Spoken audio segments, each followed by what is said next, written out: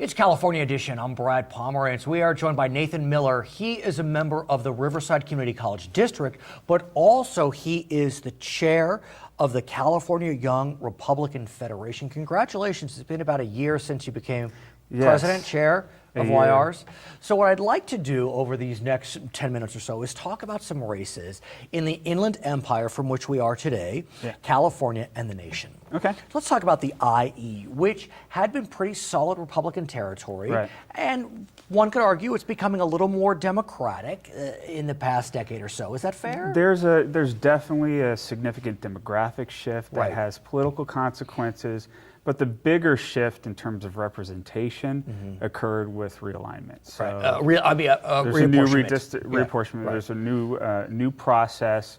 They were able to split up the Inland Empire in such a way to get a few Democrats elected locally. I mean, but what's ironic, it was an independent commission. I mean, it wasn't quote the gerrymandering that we see, in the other states. It was intended to be there were some independent consequences to it, but there was, it also gave cover for, with the same folks that are always involved in redistricting and trying to maneuver. But they had to find a different process to get what they wanted. Absolutely. Well, if you look at the way they drew the district for Takano, and the one that he won, in the first go-around, you had Norco in there, and Paris wasn't a part of it, and it was a reasonably competitive district, somewhat favorable for a Republican. But what they did is they had an organized effort for folks to show up and talk about communities of interest. Oh, I understand what you're saying. And what happened is it gave the commission motivation from all the feedback to remove Norco, and they put Norco in the district that is now King Calvert's, and they put Paris and other little portions in the district that's now Takano. So what you have as a result is the most Republican district in the state of California with King Calvert, and then you had a district that was about 6 to 10 points at the time, I think, favorable for Democrats. So let's talk about that seat, the Mark Takano seat. It's in the Inland Empire. Last cycle, John Tavallone was the Republican nominee, seen as a very viable candidate, did not do as well as expected. This time around, Mr. Takano is running against Steve Adams, a member of the Riverside City Council. Is it a targeted race? Do you think it's one that could be winnable, or is it more of a challenge? Fundamentally, it's not a targeted race. Any race within 6 to 7 points is possible for a challenger of a party that might be in the minority in that district to overcome. I mean, Andy Vidak and he's a state senator in the Central Valley. Valadeo, the congressman up there.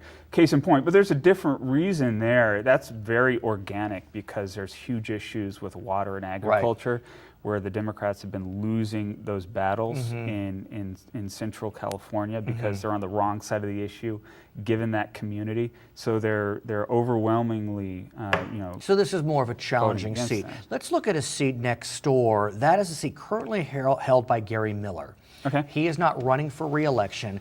It's seen as a Dem seat. Folks expected Pete Aguilar to become the congressman last cycle. Because of top two primary, he didn't advance through a series of machinations. Two Republicans advanced, Gary Miller being one of them.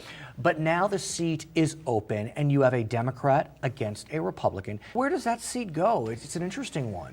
Well, it almost went to two Republicans. It did. Again, because you had some very viable Democrat candidates, and they were pulling from each other's constituencies that would normally support them, and it went in different ways. But the NRCC, was asleep at the wheel in that race, and they were focused on other races that there were advantages to flipping over. And long story short, you had Pete Aguilar, Paul Chabot. They ended up as the top two vote getters. Paul Chabot's a veteran. We've seen firsthand what happens when a veteran runs for an office. It gives you an overwhelming advantage in a district, the Senate district that Richard Roth eventually overlaps won. a Democrat. Was pretty much neck and neck, and the registration effort started favoring Democrats. There was a well-run registration effort there for that. And it was on both sides. It was a war, but he was a general. It was a very favorable election cycle for Democrats in 2012.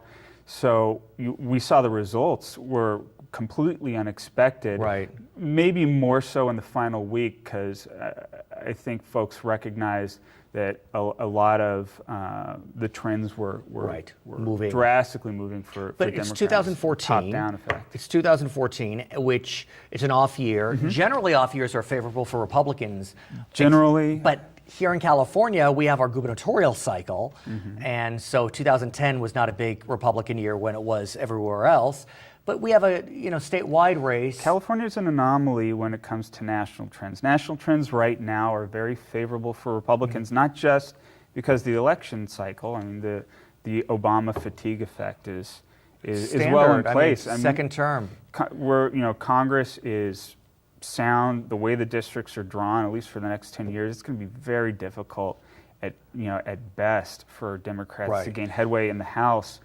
Let's talk about another House seat. Right. Aguilar-Chabot, hard to know what's going to happen. Maybe slight advantage for Aguilar, but who knows? Right. Who knows? Because of registration. Raul Ruiz, a doctor in the Coachella Valley, also won a bit of an upset, taking out Mary Bono Mack. Right. That was definitely an upset. He is running against Brian Nestandi, a well-liked Republican Assembly member from the area who's termed out.